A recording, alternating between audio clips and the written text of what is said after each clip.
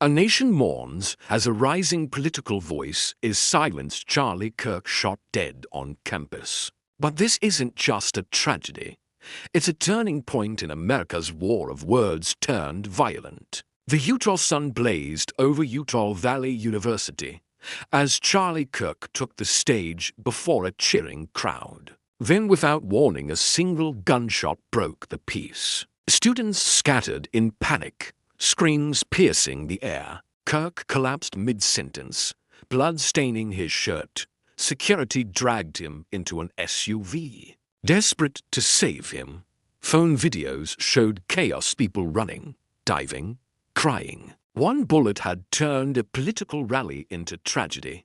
The event was supposed to inspire, now it was. War?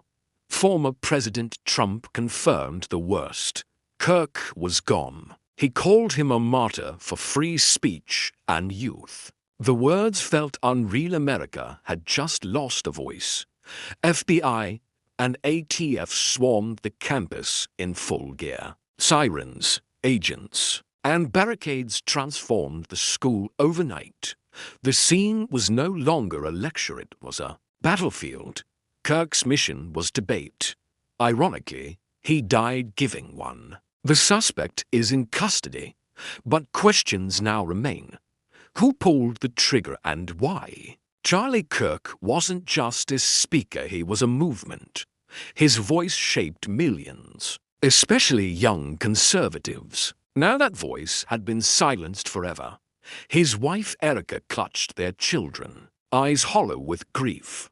Too toddlers, too young to understand this cruel reality. America wept alongside them. One family's pain became national sorrow. Trump called Kirk a hero of faith, speech, and reason. Social media turned into a digital vigil of prayers. Even critics paused to mourn the shocking loss.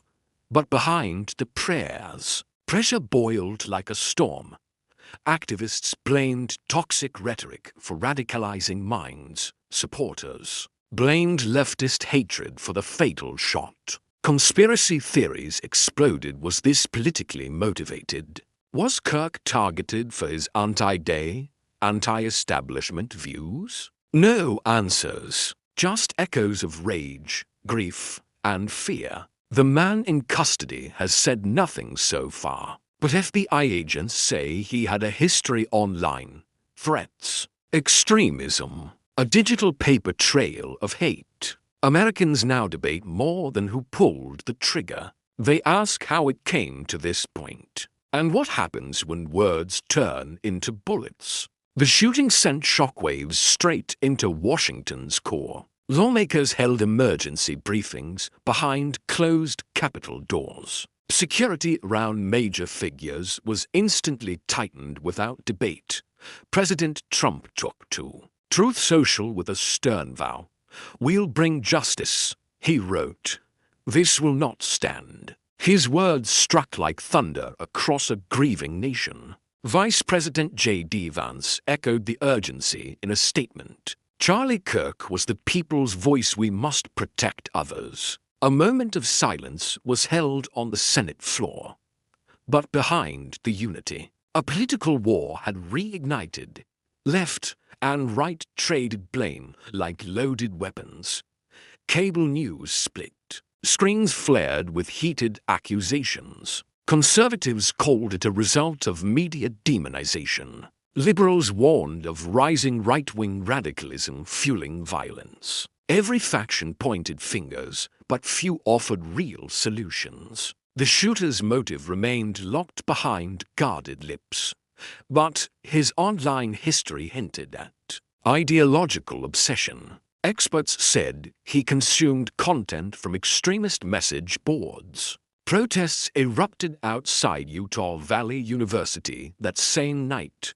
Some honored Kirk, waving flags in candlelight vigils. Others clashed, demanding reforms, screaming for accountability and change. America stood on edge, more divided than ever before. And as the investigation deepened, so did the national wound. Even as doctors fought to stabilize Kirk's condition, Millions across social media lit candles digitally. His final speech clip was reposted over 30 million times. In that clip, he stood firm beneath a stormy sky. "Young Americans must never fear free speech," he said. His words, once bold, now echoed like prophecy. Friends, students, and even critics flooded tribute threads online. They described him as intense, fearless, and unshakably loyal. A man who never backed down, even when alone. His wife Erica broke her silence with a tearful message. "He was my light, my lion, and our children's hero."